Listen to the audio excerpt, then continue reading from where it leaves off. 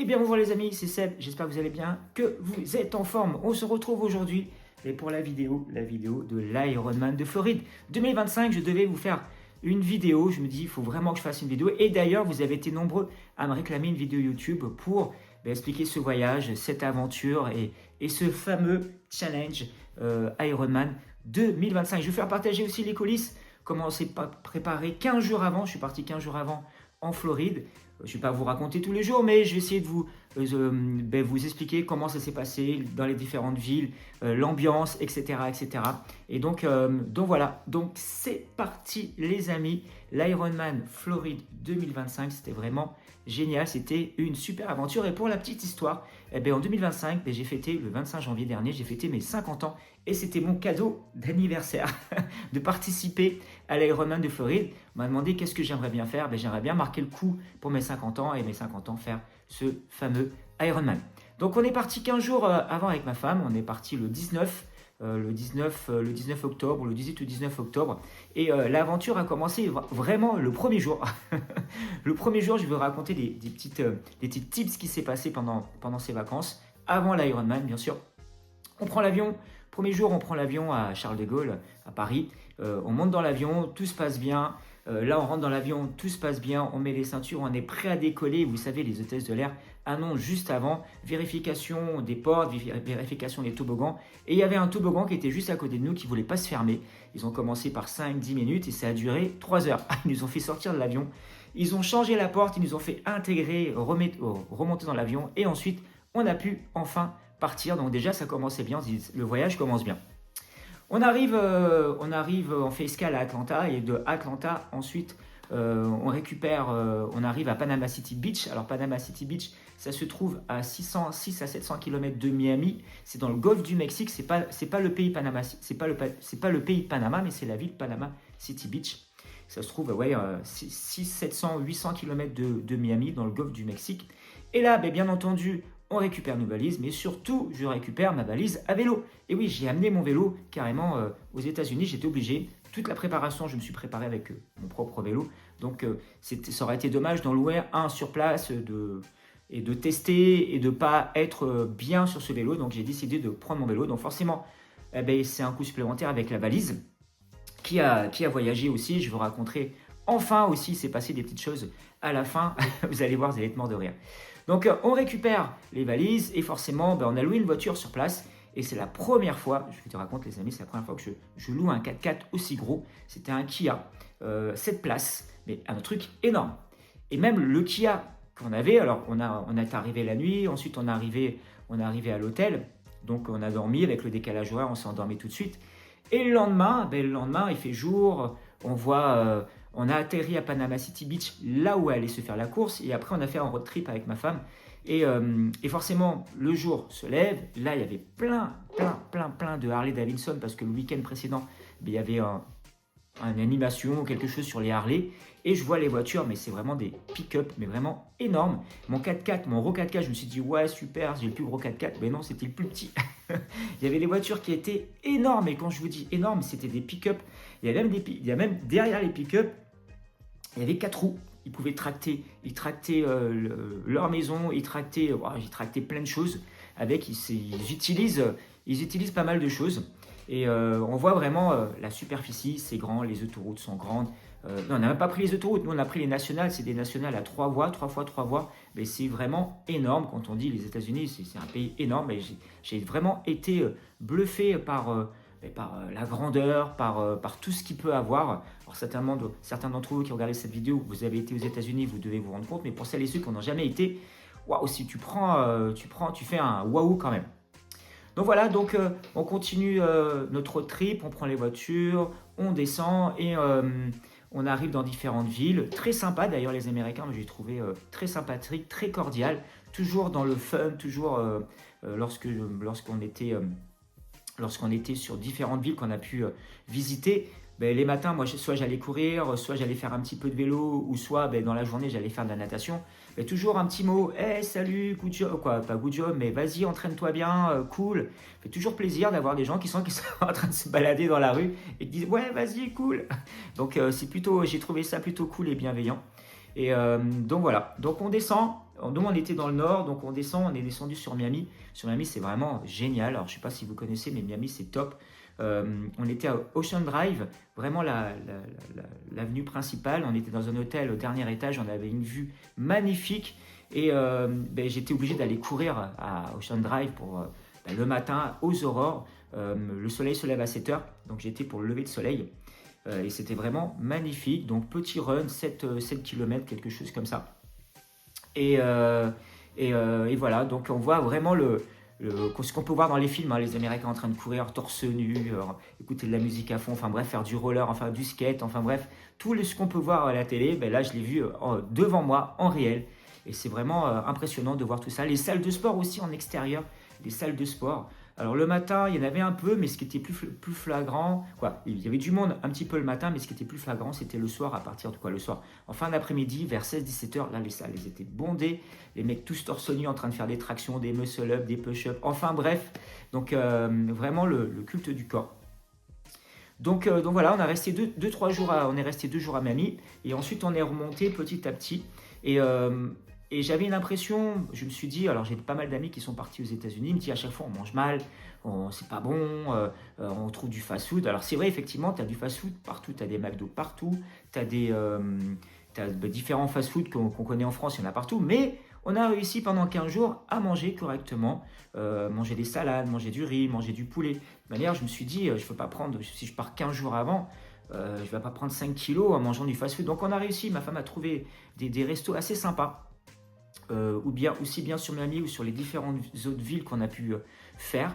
Et soit des salades, on a mangé cubain, on a mangé pas forcément mexicain, on a mangé le dernier jour on a mangé local, je vous expliquerai à la fin de la vidéo. Mais on a essayé de trouver même des fast-food grecs, des fast-food où que c'était pas trop mauvais avec des tacos, des choses comme ça.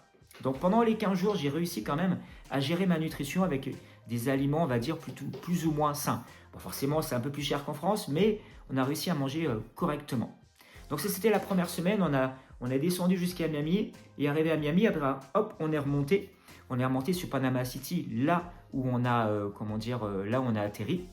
Et on a fait la découverte d'une ville qui est juste après Miami, qui s'appelle Naples, qui s'écrit comme Naples, je ne sais pas si vous connaissez, mais cette ville-là, elle est vraiment géniale. Il y a une plage magnifique, sable blanc, et on arrive pour le coucher de soleil, parce que tous les soirs, on essayait de se dire, ben voilà, on arrive pour le coucher de soleil, et ce soir-là, il y a un coucher de soleil, et là, on voit les dauphins.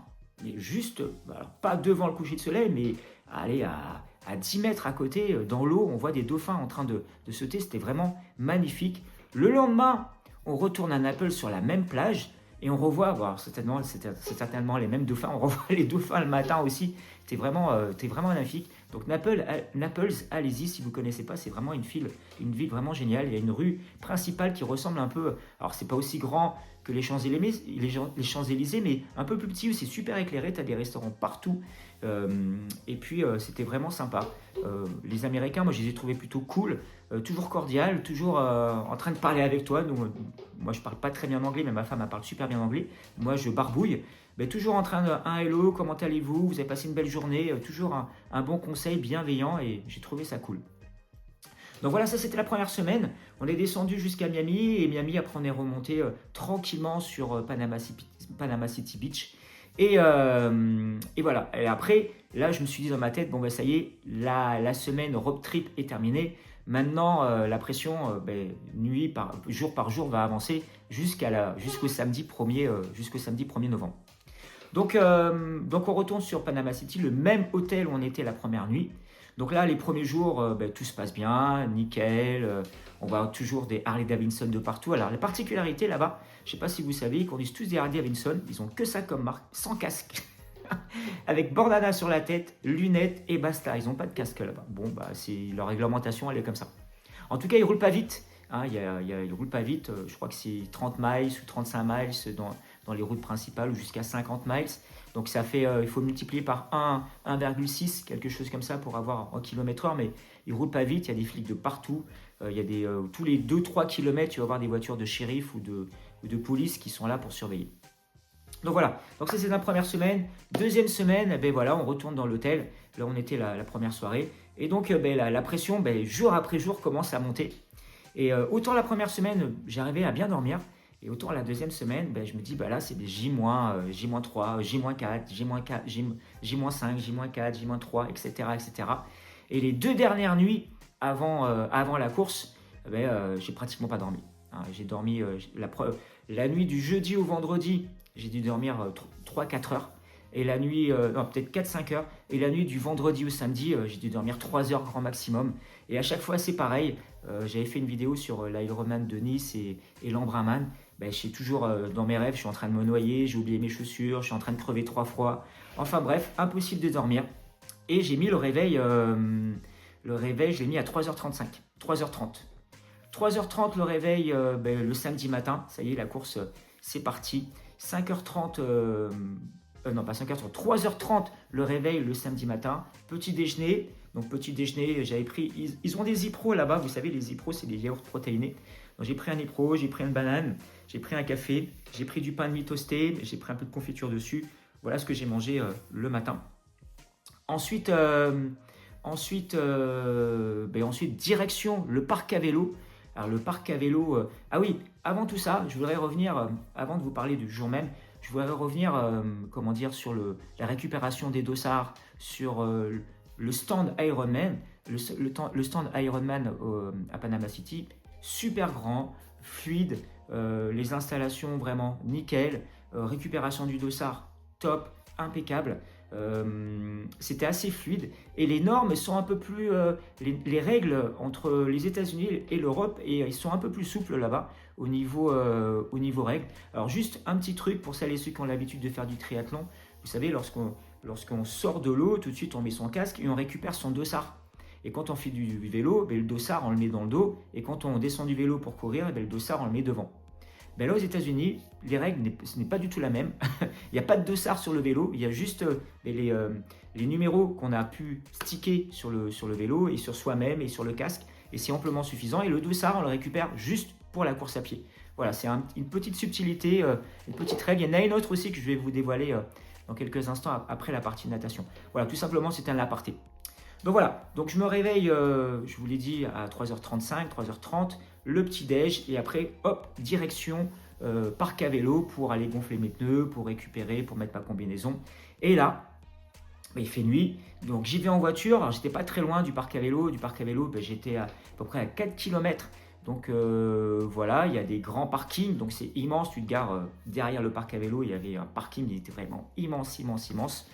Donc on récupère, il devait faire 12-13 degrés le matin vers 4h30, il faisait très très très frais. Il faisait d'ailleurs meilleur dans l'eau qu'en extérieur. Donc la pression elle monte encore plus, elle monte encore plus, elle monte encore plus. Donc là tout le monde arrive et j'ai pu, ce jour-là comme par hasard, j'ai pu sympathiser avec des Français. Un couple de Français qui était là, qui habitait Nice. Et ils n'avaient pas de pompe à vélo. Donc moi j'ai apporté ma pompe à vélo, donc je leur donnais un petit coup de main, je leur ai gonflé leur vélo, quoi, du moins les roues du vélo. Et voilà, donc c'est parti, on met tac, la combinaison, et vers 5h, allez, il devait être 6h, allez, 6h, tout le monde direction à la plage. Et donc de la direction à la plage, la pression continue à monter. Et là, tu vois tous les Américains qui vont directement sur la plage.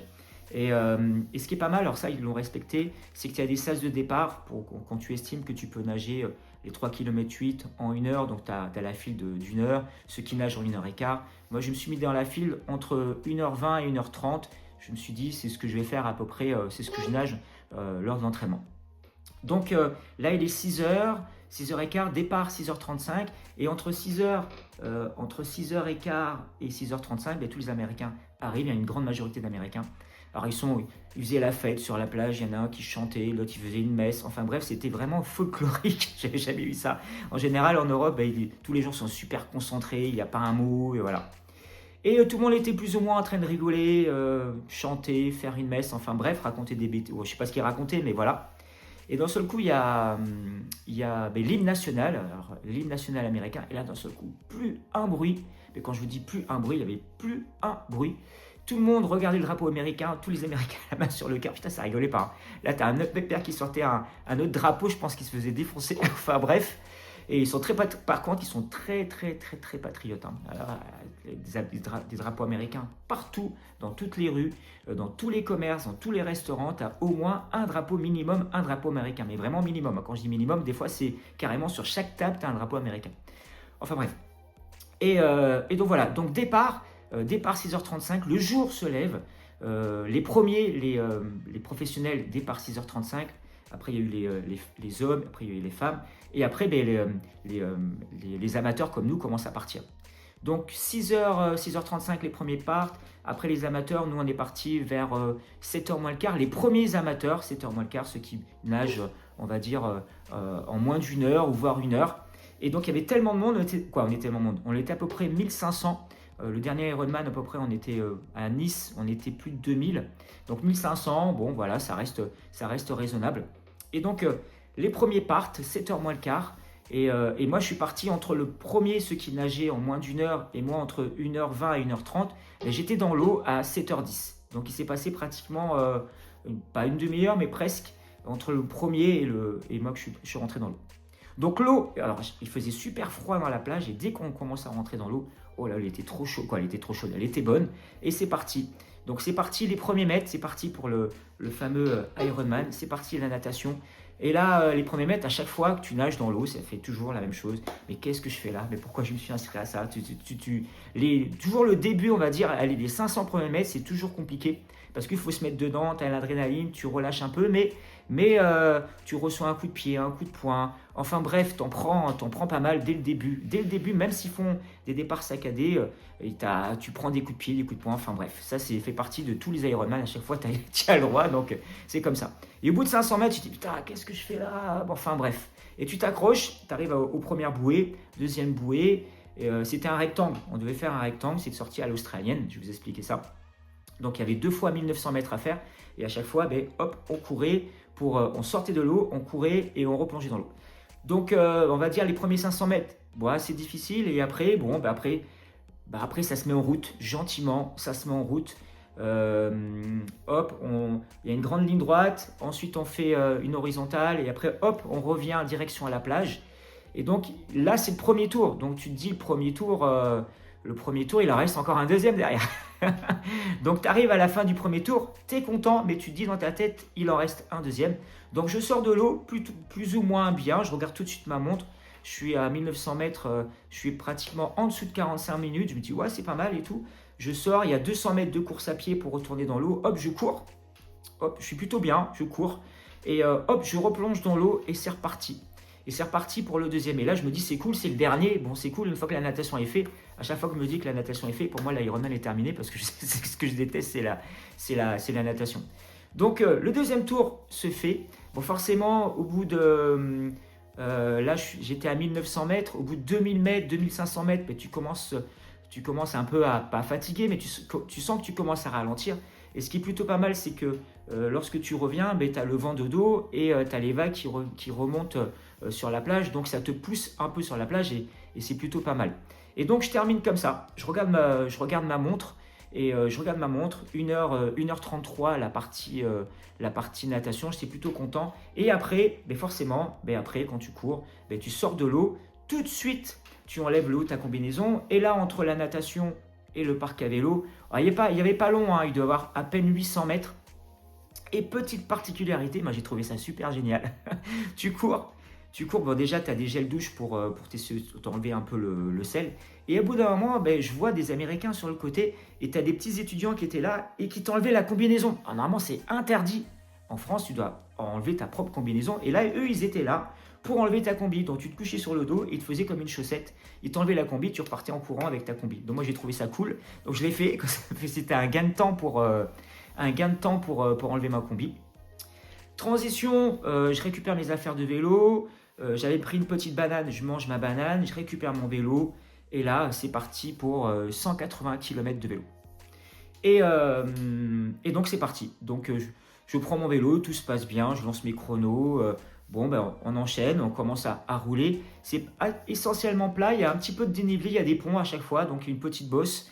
Et les 10 premiers kilomètres, nickel, tout se passe bien. Et là, on continue à rouler, à rouler, à rouler, à rouler. Et je crois que je dois arriver peut-être au 50e ou 60e kilomètre. Et je ne sais pas ce qui s'est passé. À un moment donné, je suis à fond, hein, quoi. Je suis à fond, je suis entre 29 et 30 et 32 à peu près au kilomètre heure. Et d'un seul coup, il y a un truc qui vient sur ma route. Je pense qu'il y a un écureuil qui a dû passer à ce moment-là. Bam, il y a beaucoup d'écureuils là-bas. Donc le pauvre, je pense qu'il a dû prendre un coup sur la nuque ou sur le dos. Enfin bref, il ne m'a pas fait tomber.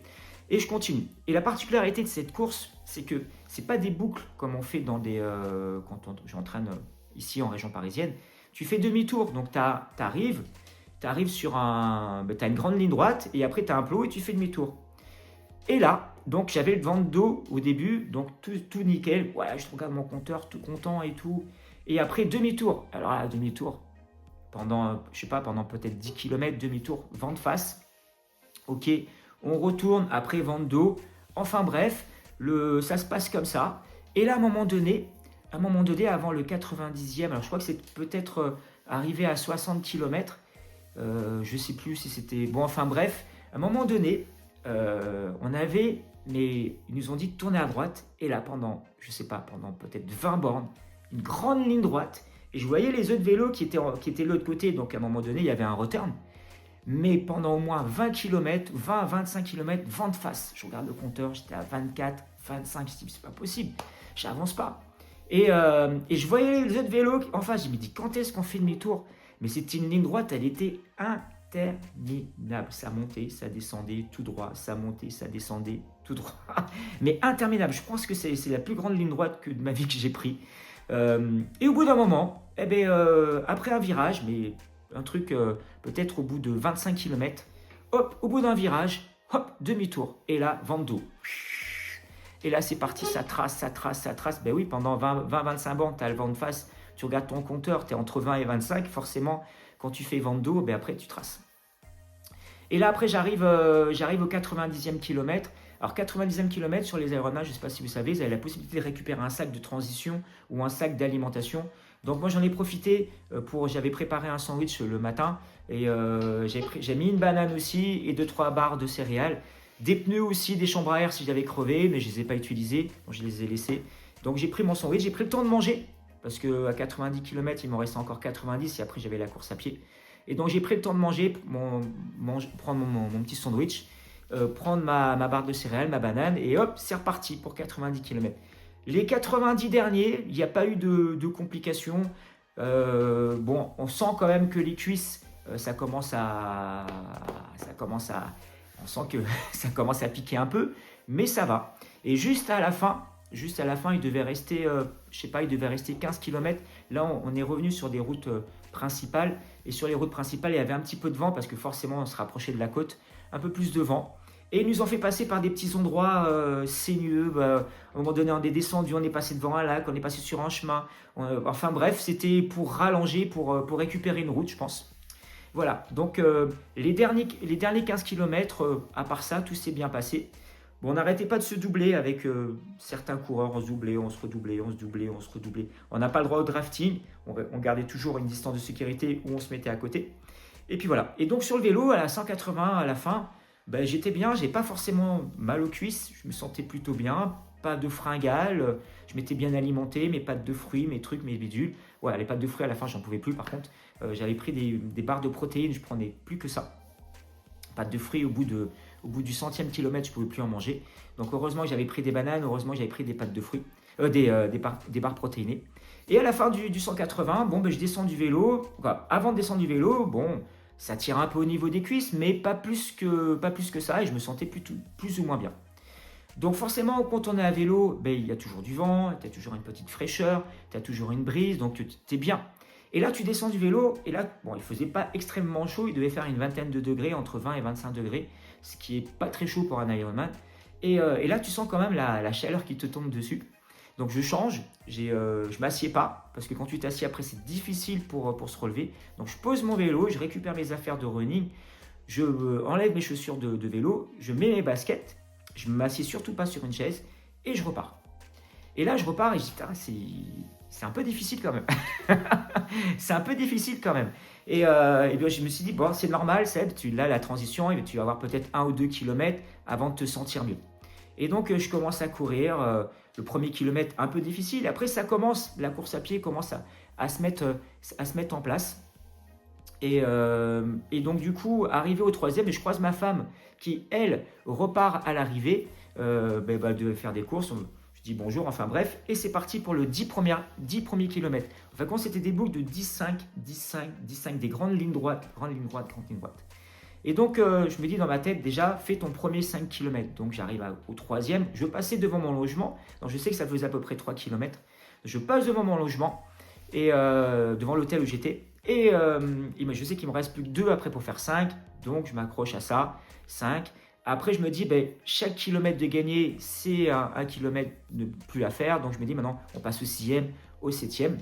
Et pendant la course, je repère un prénom français, je crois qu'il s'appelait Patrice. Et c'était un Québécois avec qui j'avais discuté à la plage. Et je retrouve ce fameux Québécois en train de courir. Et donc, pendant 2-3 km, on court un peu ensemble.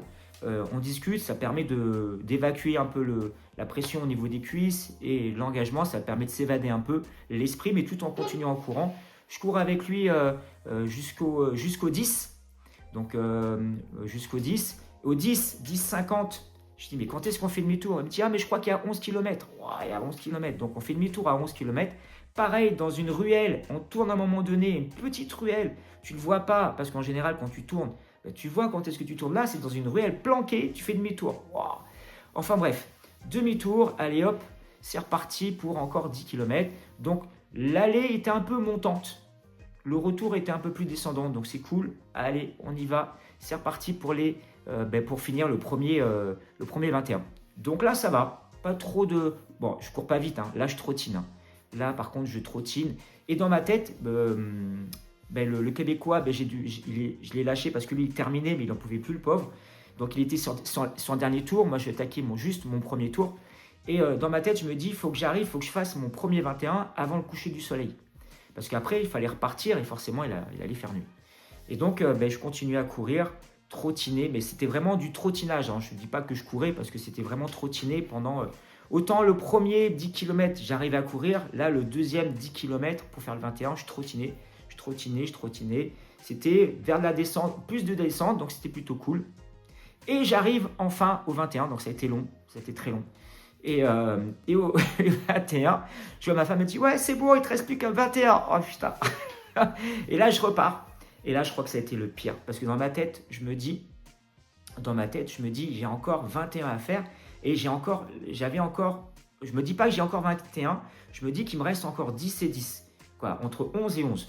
Et donc, je fais mes 11 km, mais ces 11 km, c'était les plus 11 km de ma vie parce que j'ai couru, marché, couru, marché, couru, marché. C'était très, très long. Là, j'ai perdu beaucoup de temps. Là, à ce deuxième départ, j'ai perdu énormément de temps. Je pense que j'aurais pu gagner encore plus de temps sur cette partie-là parce que mentalement, là, j'ai pris un coup.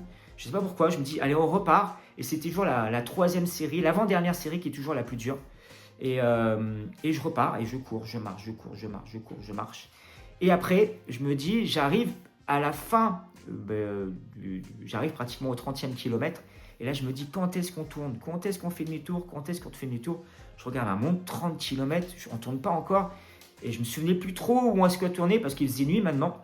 J'avais un peu de lumière sur moi, mais pas tant que ça. Et donc, pareil, je retrouve cette petite bifurcation, ce petit virage, et on fait demi-tour. Et là, quand on fait demi-tour, je ne sais pas ce qui s'est passé, j'ai eu un gain d'énergie. Je me suis dit dans ma tête, ça y est, on rentre à la maison, ça y est, c'est fini. Après ça, ce sera terminé. Et là, j'ai eu un gain d'énergie pendant tout le retour. Et là, j'avais une stratégie. Et la stratégie, je vais vous la raconter, elle était marrante. Parce qu'à la fin, comme ça, quand tu arrives sur le marathon, tu as plein de gens qui marchent.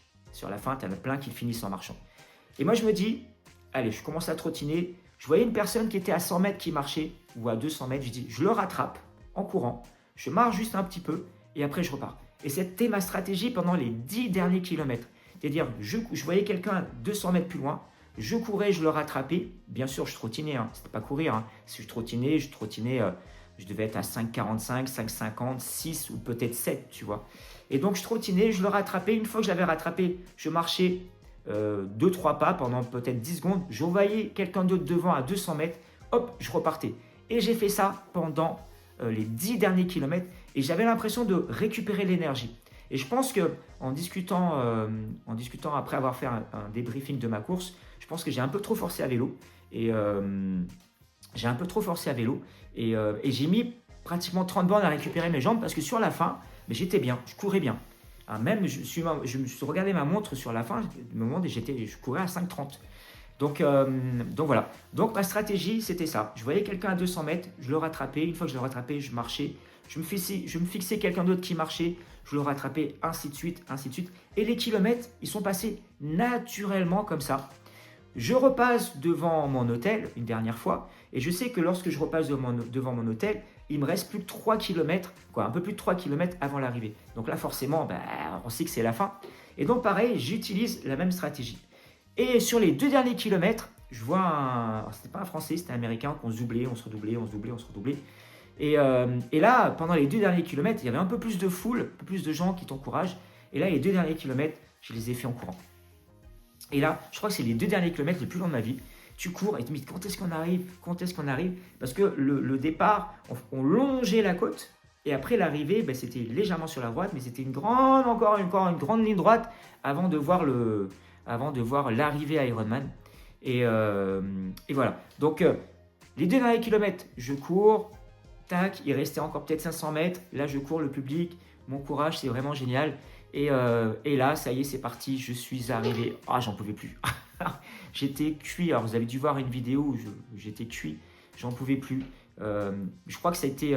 autant à vélo, j'ai carburé. Je crois que c'est la première fois que je roule aussi vite à vélo sur 180 km. Et je pense que j'ai roulé un peu trop fort. J'ai grillé quelques cartouches et en course à pied, ça s'est senti. Oh, il m'a fallu un petit peu de temps pour récupérer. Il m'a fallu pratiquement 30 bornes pour récupérer, pour me sentir mieux. Est-ce que c'est ça ou est-ce que c'est de te dire il me reste plus de 10 km et c'est terminé? Je ne sais pas. Mais en tout cas, je pense que j'ai un peu trop forcé à vélo. Et l'arrivée, enfin, le soulagement au bout de 13h33. J'ai quand même battu mon RP de 30 minutes, ce qui est plutôt cool. Et puis voilà. J'ai appris après la course, le lendemain ou le surlendemain, le lendemain parce que le lendemain je repartais, qu'il y avait des méduses dans l'eau. Mais moi, j'ai rien vu. J'étais avec la combi, à ce qui paraît, il y avait plein de méduses. J'ai rien vu. Alors peut-être que j'ai tapé dedans, peut-être que je sais pas. Enfin bref. Et donc l'arrivée, donc c'est une super organisation, les gens te suivent, il y a une personne qui m'a suivi, tiens, récupère ta médaille, récupère ton t-shirt, maintenant va manger. Donc voilà, donc un bon repas. Après la douche, il m'a fallu un petit peu de temps, une bonne petite heure pour récupérer. Après la douche, on est parti manger, on s'est fait un dernier repas, on s'est dit pour le dernier repas, on va se faire, on avait trouvé un saloon pas très loin de l'hôtel, on s'est dit on va manger typique, on va manger burger. Et c'est donc super ambiance, les Américains avec de la country, enfin bref, comme on peut imaginer dans les films. Et on a décidé de manger local, donc on s'est pris chacun un burger avec des frites et tout. Ah, c'était dégueulasse. Le seul soir où on décide de manger local, c'était le repas le plus dégueulasse, mais bon, c'était festif, c'était comme ça. La nuit se passe, cette nuit-là, je dors pas beaucoup. Si je dors 4 heures, je dors mieux déjà. Mais j'ai dormi 4 heures, est-ce que c'est l'adrénaline, tout ça? Je me réveille, 0 courbature. Un peu mal au trapèze, un peu mal au triceps, mais basta, c'est tout. Et je trouve ça plutôt... je dis, tiens, j'ai aucune courbature, mais quand je vous dis 0 courbature, 0 courbature. Alors, effectivement, la course à pied, j'ai pas couru vite, mais j'ai fait le vélo et la natation. En général, le lendemain, ça tire un peu au niveau des cuisses. Mais là, rien du tout à part au trapèze et au triceps. Donc voilà, le lendemain, je redémonte mon vélo, je le remets dans la valise à vélo et hop, on repart. Et alors là, les amis, l'aventure n'est pas finie. On a pris l'avion, il nous arrivait une galère. On reprend l'avion, il nous arrive encore une galère. Et là, donc on repart de Atlanta City. Donc tout se passe bien, je suis super content, j'ai mon pull. D'ailleurs, on me l'a offert. C'est les adhérents de mon club et ma femme qui ont payé le pull, qui ont participé, dit tiens Seb, il y a un cadeau, elle s'appelle Christine, je ne sais pas si on regardera sa vidéo, et elle m'a dit tiens, pour tes 50 ans, je te fais un cadeau, tu te paieras un truc sur place, et c'était à moitié avec ma femme et moitié avec Christine.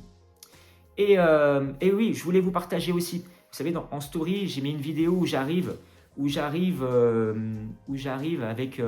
on me voit en train d'arriver. En fin de compte, c'est un adhérent de ma salle de sport, Liberty, qui a suivi toute la nuit sur YouTube. et je ne sais pas si vous avez pu voir, vous avez pu entendre, mais on entend des claquements de des claquements de mains à l'arrivée. Il s'appelle Patrice. Il a filmé la scène et il me l'a envoyé après sur Messenger. En tout cas, merci Patrice pour cette super arrivée. Donc, pour la petite histoire, il a suivi tout le triathlon. Ça passait sur YouTube en direct et jusqu'au dernier. Et il a vu mon arrivée et il a filmé avec son téléphone à ce moment-là. Il me l'a envoyé après. C'est vraiment génial. Donc voilà. Donc le lendemain, je me réveille, pas trop de courbatures. Je remets mon vélo dans ma valise à vélo et on repart à l'aéroport de Panama City Beach. Là, tout se passe bien. Ma femme, 10 minutes avant de partir à Panama City Beach, me dit votre avion que vous devez prendre à 17h à Atlanta est reculé à 23h30. Wow, déjà. Donc, ok, bonne nouvelle. Donc, on arrive à Atlanta. Donc, on poireaute, on va un peu à droite, à gauche, on fait 2-3 petits achats. Enfin, bref. Et on attend. On attend patiemment. Et tout simplement pour vous dire aussi que les Américains sont... j'ai trouvé ça plutôt bienveillant et sympathique. Alors, je ne sais pas si c'est comme ça en France, mais du coup, j'ai rarement vu ça. Du coup, le soir, la compagnie nous a offert le repas. Ils disaient, comme vous avez du retard, vous allez pouvoir manger où vous voulez pour une certaine somme. Donc, du coup, on a été manger un tacos, forcément, pour un truc bien gras pour récupérer. Et donc, on arrive à ce fameux tacos. Et moi, je ne parle pas très bien anglais. Ma femme se débrouille bien, mais elle croit comprendre quelque chose. Elle ne sait pas trop si on peut payer en espèces, ou ils prennent que des espèces, ou ils ne prennent pas d'espèces. Et on n'a pas trop compris. Et donc, on faisait la queue. Et il y avait un mec derrière nous, il avait compris qu'on était français. Moi, je ne le connaissais pas. Hein. Il avait traduit ce qu'avait dit la fille en français et il l'a montré. J'ai trouvé ça super sympa. J'ai trouvé ça super cool. Le mec, je ne connaissais pas. Il a vu, pour vous montrer qu'ils sont... Je ne sais pas si c'est tout comme ça, mais ça a été un peu comme ça pendant 15 jours où les gens, ils te discutent avec toi. Ils sont cool, ils sont sympas. Hey, salut, va courir, super, good job. Je me souviens même une fois, quand j'étais en train de nager, je sors de l'eau, il y a les Américains, ils sont venus voir. Ouais, super, tu fais une course, tu fais quoi? J'ai trouvé ça... J'ai trouvé ça super sympa. Voilà. Donc du coup, on revient à l'aéroport. On attend 23h30. Et 23h30, il y avait un avion qui partait à 22h30 et notre avion du coup partait à 23h15. Et c'était sur la même porte. Et on s'est dit c'est le même. À tous les coups, c'est le même. À tous les coups, c'est le même. Et effectivement, c'était le même. Et là, moi, je me suis dit dans ma tête, mais les valises, à tous les coups, elles ne vont pas arriver en France. Et ma femme me dit, mais non, t'inquiète, ils ont dû faire le nécessaire. Bon, ok, on prend l'avion, Atlanta, direction Charles de Gaulle. Moi, je travaillais le lendemain matin, donc je dis, il faut que je dorme tout de suite. J'ai même pas mangé, il y avait un repas le soir, je l'ai même pas mangé, donc je me suis endormi tout de suite dans l'avion. Et on arrive en France, donc on passe les différentes choses, donc nickel, top. Et après, on arrive pour récupérer les valises. Aïe, aïe, aïe, aïe. Et là, on attend 5 minutes, 10 minutes, un quart d'heure, une demi-heure, 1 heure, 1h30, 2 heures. Et au bout de 2 heures, je dis c'est pas possible, il y a un truc. Il y avait marqué, vous savez, quand on est à l'aéroport, vos valises sont en cours d'arrivée. Il y a marqué en cours, en cours, en cours. Bon, donc du coup, on va chez Air France. Au début, non, mais ça va arriver, vous inquiétez pas, elles vont arriver. Bon, ok. Et au bout de 2 heures, on y retourne. Elles sont pas parties. Elles sont à Atlanta encore. Ouais, elles ont fait, en fin de compte, on a appris après que nos valises avaient fait Atlanta, Missouri, Missouri, Atlanta, Atlanta, Charles de Gaulle. Donc du coup, on a poireauté 2 heures pour rien. Ils nous ont fait remplir un petit papier pour nous dire où est-ce qu'on habite. Donc du coup, 2 jours plus tard, ils nous ont ramené directement les valises à la maison. Donc ça, c'est plutôt cool. On n'a pas été obligé de se déplacer à Charles de Gaulle. Mon vélo, la valise était un tout petit peu abîmée. Mon vélo, il y avait 2-3 petits trucs, mais ça va, avec les réparations, ça va aller. Donc voilà. Donc finalité, on a eu des problèmes au début à l'avion et à la finalité, on a eu des problèmes aussi au retour. En global, les 15 jours, ça a vraiment été génial. Les 15 jours avant avec ma femme, tous les soirs, on se faisait un petit coucher de soleil. C'était vraiment, je retiens un souvenir magnifique de ce voyage. Au-delà de l'Ironman, parce que tout ce qu'on a pu vivre pendant ces 15 jours avant la course, c'était vraiment génial. Aussi bien les paysages qu'on a pu voir, les gens qu'on a pu rencontrer, les restos qu'on a pu faire, c'était vraiment cool. Et après, forcément, ça finit en apothéose par l'Ironman de Floride qui était vraiment génial. Une super organisation, les gens toujours en train de t'encourager, de te motiver. Non, j'ai trouvé ça top et je pense que c'est gravé à vie là maintenant cette course-là. Alors, je suis pas prêt d'en refaire un autre. Parce qu'à la fin, quand même, je suis arrivé, j'étais cuit, défoncé. Donc, vraiment, vraiment, vraiment. Je pense que le vélo, ça a vraiment tapé. Et après quelques jours, maintenant, avec du recul, maintenant, ça va faire 15 jours. Et sur le coup, je sentais pas trop de courbatures. Mais jour après jour, je sentais quand même le corps, il prend un coup. Hein, même si on n'a pas de courbature, même si on a pas mal aux cuisses, pas mal aux bras, on sent qu'on n'a pas récupéré. Hein. Là, par exemple, 15 jours, là j'ai été couvert ce matin, je commence seulement au bout de 15 jours récupérer un peu, mais je sens que je n'ai pas encore entièrement récupéré. Après toute cette préparation, hein, d'Ironman, ça fait 6 mois de prépa avec plus de 4000 km. Je crois que j'avais fait une story sur ça. Je crois qu'il y a 120 km de natation, il y a au niveau vélo, il y a plus de 3000 km de vélo, et en course à pied, il y a plus de 500 ou 600 km de course à pied. Donc, et encore, par rapport à un professionnel, c'est rien du tout. Moi, je suis juste un amateur comme ça. Mais ça fait déjà pas mal. Donc voilà les amis, j'espère que cette histoire vous aura plu. N'hésitez pas, elle est un peu longue, mais j'avais envie vraiment de vous faire partager cette aventure Floride et Ironman, Miami Ironman de Floride. J'avais vraiment envie de vous faire partager ça. N'hésitez pas à laisser vos commentaires. Partagez la vidéo si vous la partagez, si vous connaissez quelqu'un qui veut faire l'Ironman de Floride l'année prochaine, ou qui veut se lancer dans un projet, ou tout simplement qui veut visiter. Donc les villes, moi vraiment qui m'ont plu, il y a Miami, ça c'est vraiment génial. Naples aussi, allez voir Naples, c'est vraiment une ville vraiment géniale. Et après Panama City, vous allez voir le folklore. Là c'est vraiment l'Amérique, je ne dis pas l'Amérique profonde, mais on se rend compte vraiment de l'américain. Quand j'ai été à New York, bon, c'est très international, on ne se rend pas compte, mais quand on rentre un peu plus dans le pays, on se rend compte de l'américain, des Américains. Moi, je les ai trouvés super. Franchement, j'ai trouvé ça cool, bienveillant, une bonne énergie. Tu reviens avec une grosse énergie, donc c'est vraiment génial. Voilà les amis, je vous dis à très vite pour une prochaine vidéo. Ciao, ciao. Yepa. Alors, hein? Le marathon, c'était horrible. C'était horrible. Ah, c'était horrible. Ah ouais? Pourquoi? Parce que les lignes droites, elles étaient interminables. Ouais. Les retours, c'était interminable. Ouais. Et j'étais trop vite à vélo. Ça a été trop. C'est vrai, ça assure à vélo. Hein. Ouais, j'ai assuré à vélo. Ouais. Ça va? Ouais, nickel. J'ai pas réussi à te prendre à l'arrivée. Ouais, c'est pas grave. Parce qu'en fait, je voyais rien et voilà quoi. Il y a des photos, donc il faut voir les photos. C'était Bon, dur. bah tu l'as fait. Ouais, Il était dur. Marathon. c'est bien. Sur la fin, j'ai envoyé du steak. Ouais. Sur les 8 derniers bornes, ce que je faisais, j'ai essayé de rattraper du monde. Je m'arrêtais. Je voyais un mec qui marchait. Je courais pour le rattraper. Je m'arrêtais et ainsi de suite. Ok. Ah, le marathon était horrible. Horrible. Mais bon, c'est fait. Aïe. Yepa. Et oui, bien sûr, je tenais à vous remercier de tous vos messages de supporters, tous les messages que vous m'avez laissés d'encouragement, tous les messages que vous m'avez laissés avant la course, tous les messages que vous m'avez laissés après la course, tout le soutien que vous m'avez envoyé. C'était vraiment génial. Je sais qu'il y en a qui ont téléchargé l'application, qui n'ont pratiquement pas dormi, qui m'ont suivi jusqu'au bout de la course.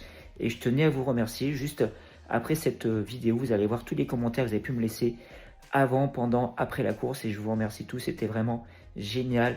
Du début, il y a 6 mois jusqu'à maintenant. Donc, je tenais à vous remercier aussi pour tout votre soutien. Allez, à très vite. Ciao, ciao. Yepa.